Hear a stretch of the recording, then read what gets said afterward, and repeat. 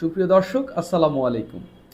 ঢাকা বিশ্ববিদ্যালয় কেন্দ্রীয় ছাত্র সংসদ নির্বাচনের ভোট গ্রহণ শুরু হয়েছে। খুবই উৎসবমুখর পরিবেশে এই ভোট গ্রহণ শুরু হয়েছে। তবে এই ভোট গ্রহণের শুরুতেই প্রথম ১ ঘন্টার মধ্যেই ছাত্র দলের বিরুদ্ধে ৩টা অভিযোগ এসেছে। ৩টা অভিযোগের মধ্যে ২টাই করেছে শিবির, আর একটা সরাসরি পত্রিকায় রিপোর্ট এসেছে, অনলাইন মিডিয়ায় রিপোর্ট এসেছে ওই আরেকটি অভিযোগ।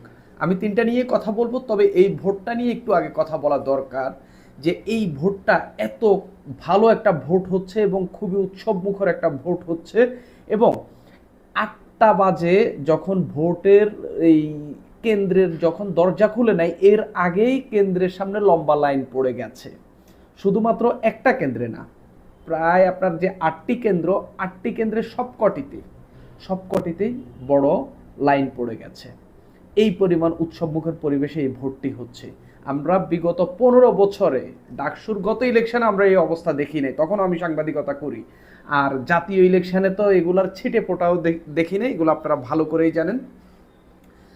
ছাত্র দলের বিরুদ্ধে যে ৩টা অভিযোগ, এর মধ্যে একটা অভিযোগ খুবই গুরুতর, ২টা অভিযোগ সাদিক কায়েম করেছেন। আমি যেই অভিযোগটি পত্রিকায় এসেছে সেটা নিয়ে একটু কথা বলি। প্রথম আলোতে রিপোর্ট হয়েছে, আপনি অবিশ্বাস করার কিছু নেই, এবং তাদের কাছে ছবি রয়েছে, আমি ছবিটা এখানে যুক্ত করে দিচ্ছি। নিয়ম ভেঙে ভোট কেন্দ্রে ঢুকে পড়লেন ছাত্রদল প্যানেলের ভিপি প্রার্থী আবিদুল ইসলাম।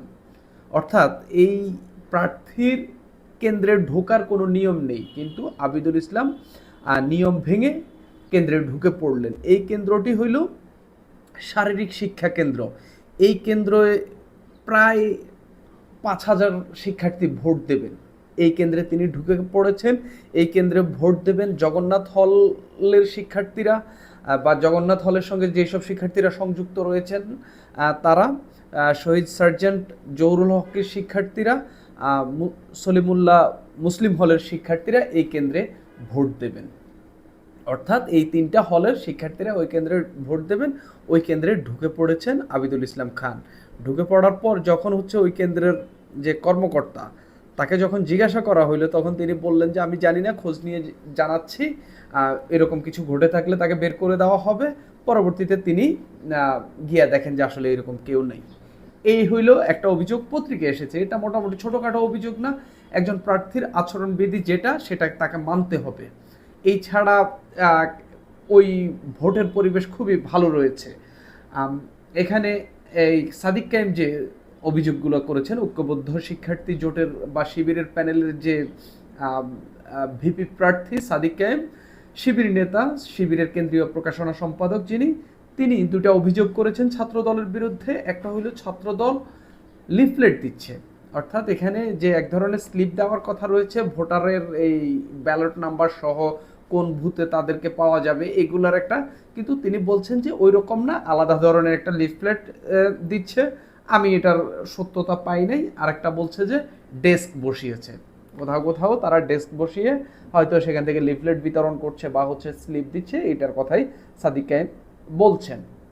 তো এটা আসলে অন্য কাউকে করতে দেখা যায়নি, হয়তো দিনের বাকি অংশে করে কিনা সেটাও দেখার বিষয়। তবে আপাতত এই অভিযোগগুলো ছাত্র দলের বিরুদ্ধে উঠেছে, এবং আবিদুল ইসলামের যে অভিযোগটা তিনি কেন্দ্রে ঢুকে পড়েছেন, এটা আসলে তার এই আচরণবিধিটা মানা উচিত, এটা এভাবে করা উচিত না। বাকি ভোটের পরিবেশ খুবই সুষ্ঠু, খুবই সুন্দর। শিক্ষার্থীরা একবারে সানন্দে আইসা ভোট দিচ্ছেন, এবং তাদেরকে প্রশ্ন করা হচ্ছে, তারা খুবই পজিটিভলি অ্যান্সার দিচ্ছেন, এবং নিরাপত্তা ব্যবস্থাও খুবই ভালো। সাংবাদিকরা তাদের মতো কাজ করছেন। বাংলাদেশে এরকম ভোটের পরিস্থিতি খুবই কম দেখা গেছে। শেখ হাসিনার পতনের পর আমাদের সবচেয়ে বড় অর্জন আমি এখন পর্যন্ত গত 1-1.5 বছরে যেটা দেখছি, সেটা হইল এই ডাকসুর ভোটটা খুবই সুন্দর পরিবেশে হচ্ছে। এভাবে যদি আগামী নির্বাচনটা হয়, সেটাকে আপনি একটা ভালো নির্বাচন বলতে পারবেন।